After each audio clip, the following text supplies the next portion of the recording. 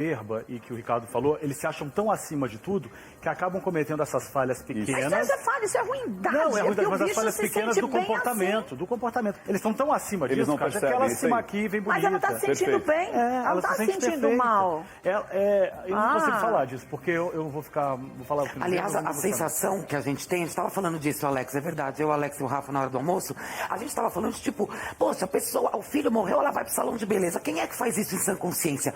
A sensação que a gente tem, inclusive com a explicação do Ventura, dessa soberba, desse egocentrismo e narcisismo dela, é que é acima do bem e do mal. É isso. É acima do bem e do mal. Então ela não tem aquela consciência. Vou até disfarçar, vou fingir que estou chorando, Olha vou a deixar roupa o cílio dela. caído. Ela não tem isso. Olha, ela fora, vem pra delegacia. Olha a bolsa, a preocupação da roupa, com o brinco. Fala pra gente dessa parte, Ventura. Então, Quer dizer, olha lá.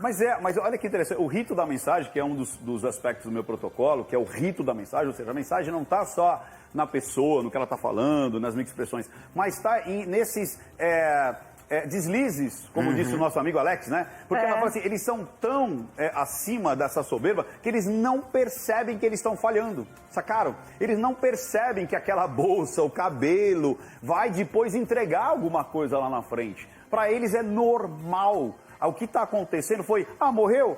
Morreu. Paciência. Você entendeu? Tanto é que eu acho que houve até esse diálogo, né? Ele falou o Jairinho falou pro Lionel, né? Ele falou assim, Leniel, depois você faz outro. Você Verdade, entendeu? ele disse isso. O pior ainda foi isso. Então, Agora, é tão natural que eles acabam dando essa mensagem e nem percebem. Agora, olha, vamos pedir para voltar um pouquinho o vídeo, da forma como o Jairinho, como ele olha. Gente, ele olha, normalmente os bandidos quando são presos, assassinos, eles abaixam a cabeça. Que seja falso, mas abaixo. Ele não, ele tá olhando de cima a todo mundo e olhando, observando tudo que acontece ao redor, do tipo, do meu singelo ponto de vista. Como Kátia, se fosse um caçador. Kátia, olha que interessante. Olha essa imagem, né? Todo mundo de casa, ou a gente mesmo, para essa imagem do jeito que tá agora, assim. Isso. Tira esse fundo e coloca um restaurante lá atrás. Sim, parece que tá num restaurante. E eles não estão com a altivez, com a postura, o andar, o olhar, de como se simplesmente estivesse falando assim, cadê meu carro? Ou então, vamos receber um prêmio. Exatamente. Então, eles não percebem. Realmente, esses dois quase que gabaritaram ali o que a gente chama de um padrão psicopata e um padrão narcisista. Tá praticamente gabaritado. Agora eu te pergunto uma coisa até mais séria do que tudo que foi dito até agora. No caso, tanto como você disse, o Jairinho um traço de psicopatia. A Monique um traço, narcisista total. Tem como você fazer essas pessoas voltarem a ser pessoas ditas normais ou isso não tem cura? O que acontece? Inclusive eu tenho alunos lá que fazem parte, que são psiquiatras, inclusive.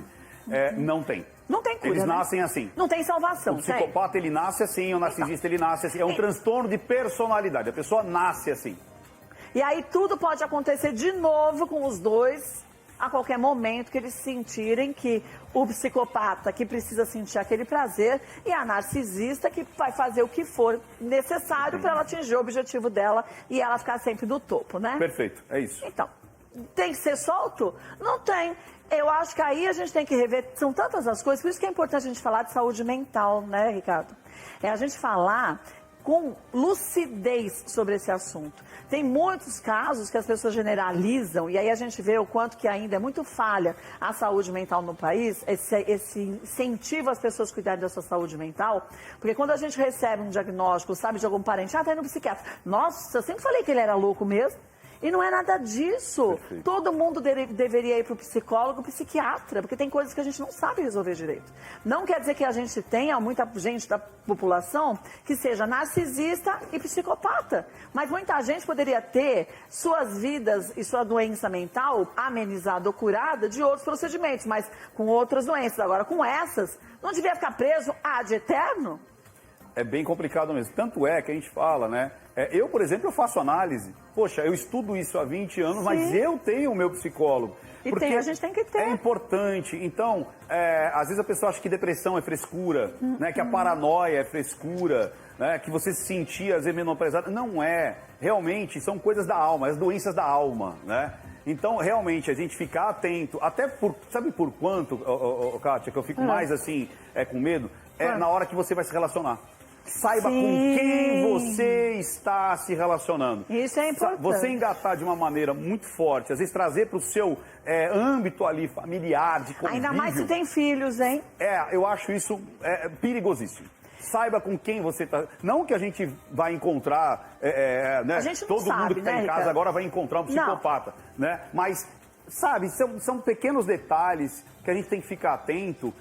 Para saber como é que é a personalidade dessa pessoa, como é o temperamento dessa pessoa. E aí, na dúvida, percebeu algo estranho? Vai no psicólogo. Relate ao seu psicólogo como acontece, o que acontece no seu convívio e o que você acha. E deixa que ele também te oriente como você se posicionar e ficar atento aos detalhes. Porque as pessoas estão falando nas redes sociais, Rafa... Kátia, eu estou acompanhando aqui o nosso youtube.com/Melhor da Tarde. O clima é de revolta aqui. Todo mundo, é unânime a revolta das pessoas. Por exemplo, a Núbia Souza falou que essa mãe merece ser torturada, igual fizeram com o Henry. As pessoas realmente estão muito revoltadas. O Erison Jones disse que, que ele gostava de bater e ver o menino chorando, gostava de torturar o menino toda hora, estava apanhando, isso dava para ver na cara. As pessoas falam isso agora, né? Óbvio, depois sabendo toda a situação, as pessoas falam isso. Agora, um fato curioso é que a Patrícia Aparecida ficou mais brava com a babá. Ela tinha que a babá tinha que ter feito alguma denúncia, Mas devia. seja anonimamente ou então contado para o pai da criança. E o Júlio Roque até levantou uma possibilidade aqui. Qual? Falou, mas será que a babá não estava ali também de alguma maneira ganhando alguma coisa para cobertar e se esconder? A suspeita é que ela tenha ganho depois, né, Kátia? Essa existe. Mas também, se ganhou depois, não vale mais do que os outros dois que fizeram também. Não, lógico. Porque se eu também tenho um benefício dentro de uma coisa que eu sei que é terrível. Gente, não estou falando nem... Para mim isso é terrível, pequenas coisas. De uma criança ser morta e você ganhar um benefício, é outra que vai pro inferno. É para apagar as mensagens, por isso que é até bom esclarecer a babá. Para a polícia, é uma certeza que a babá mentiu no depoimento, ela pode sim responder processo por falso testemunho, mas tem um outro caminho antes, que eu acredito que seja o caminho que ela vai optar, que é ir à delegacia e contar a verdade. Ela pode se retratar, existe esse caminho para babá, para Tainá, de 25 anos de idade. Ela pode ir à delegacia e falar, olha, eu menti, agora eu quero me retratar e falar a verdade, nem mais nem menos. É o que ela devia fazer. A verdade. Eu acredito que seja o caminho, se eu fosse um advogado da Tainá, eu diria, vai lá e se retrate. Porque ela apagou essas mensagens a gente sabe, né, Kátia, só foram recuperadas porque o delegado conseguiu um software de Israel caríssimo para poder pegar tudo isso, porque já tinha tudo sido apagado, tudo do celular. E ainda o que eles disseram, tanto o Jairinho, como a babá, como a Monique, o delegado perguntou, vocês apagaram? Eu que eu me lembro não, mas só que às vezes a gente apaga tanta coisa, né? Olha, que estamos dá na cara dele, não dá? Bom, olha, eu queria agradecer demais a Cíntia sempre, ao Ricardo Ventura, eu já estava com saudade de você. Espero também, ter cara. você no Melhor da Tarde para a gente poder falar não de situações como essas, mas outras situações do cotidiano para a gente ficar atento. Kátia, Sabe que eu sou sua admiradora. Não, e eu quero fazer um agradecimento e uma revelação, poucas pessoas O quê? sabem disso.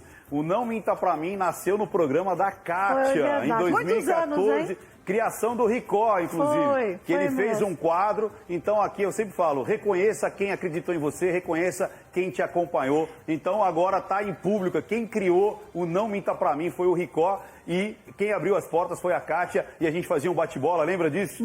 Mas como vai Nasceu em esquecer? 2014 lá no programa da Kátia. Só que ele não tinha barba, mas já tinha... Mas eu quero voltar, hein, Ricó? Quero voltar. Não, mas já tá certo que você volta. Agora, o legal é isso, é a gente ver o quanto que, acima de tudo, a gente tem que ficar atento aos pequenos detalhes, que em situações como essa, infelizmente, do menino Henry, faça outras famílias ficarem atentas a outras formas também de agressão que podem estar sendo sinalizadas e que a gente não acaba captando.